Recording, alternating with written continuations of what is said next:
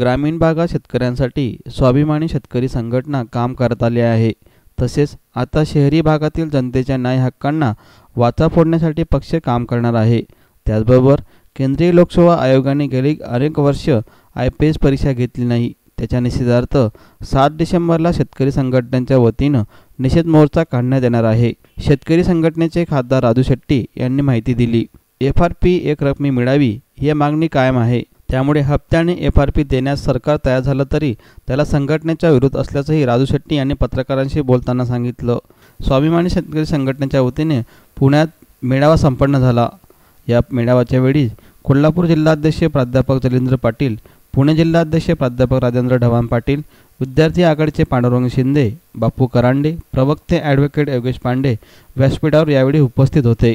राज्यात होणाऱ्या स्थानिक स्वराज्य संस्थांना निवडणुका लढणार असल्याचंही राजू शेट्टी यांनी यावेळी सांगितलं।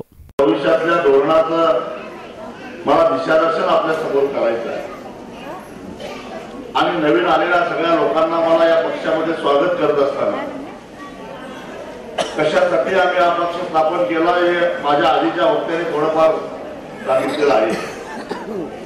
आमच्या सदाभाऊंनी सांगितलं की शेतामध्ये काबाड कष्ट करणारा शेतकरी आहे हा खरं तर संपत्तीची निर्मिती करणारा एक निर्माता आहे।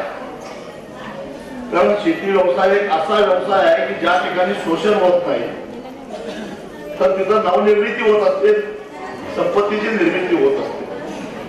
कारण सगळ्या जगाला नको असलेला कार्बन डायऑक्साईड, कार्बन मोनॉक्साईड याच्यापासून आमच्या पिकाच्या माध्यमातून प्रकाश आमची भूमिका 4 महिन्यापूर्वी स्पष्ट केली आहे। त्यानंतर रीतसर सांगितलं की हा विषय आम्ही चर्चेसाठी बंद केलेला आहे। या महाराष्ट्रामध्ये जे सत्तांतर झालं त्यामध्ये स्वाभिमानी पक्षाचा आणि संघटनेचा सिंहाचा वाटा होता हे कुणीही नाकबूल करत नाही।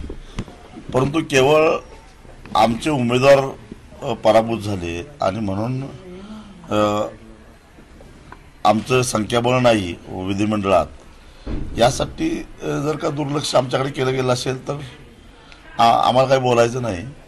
परंतु तो आमचा अधिकार आहे असं मला वाटतं। पण केवळ आम्हाला सत्तेमध्ये संधी मिळावी म्हणून आम्ही आमचं काम थांबवणार नाही ही आमची भूमिका स्पष्ट होती। किंवा आम्हाला काहीतरी करा आणि सत्तेत घ्या, तुमच्या शेजारी आम्हाला बसवून घ्या अशी सुद्धा आमची भूमिका नाही आहे। जो आहे तो आमचा अधिकार आहे। तो अधिकार आम्हाला द्यायचा काय नाही द्यायचा हे ज्याने त्यांनी ठरवायचं। या संदर्भात आम्ही कुणाला भेटणारही नाही आणि जाहीर चर्चाही करणार नाही। म्हटलं की तुमचा अधिकार आहे। नंतर अध्यादेश 1966 मधले तरतुदीच अशा आहेत, जर ऊस तुटल्यानंतर 14 दिवसाच्या आत विनाकपात एक रकमी FRP शेतकऱ्याला दिली नाही तर संबंधित साखर कारखान्याच्या प्रशासनावर फौजदारी गुन्हे दाखल करून त्यांच्यावर कारवाई तर करायला पाहिजेच। शिवाय FRP देण्याला जेवढा विलंब झाला त्या विलंबाचा काळातील व्याज सुद्धा दिलं पाहिजे अशी तरतूदच या अध्यादेशामध्ये असल्यामुळं तो आमचा अधिकारच आहे। आणि आज जी काही सुनावणी झालेली आहे त्याच्यामध्ये सुद्धा आम्ही म्हटलेलं आहे, मागणी केलेली आहे की FRP गेल्या वर्षी उशिरा दिलेली असेल तर त्याचं व्याज मिळालंच पाहिजे।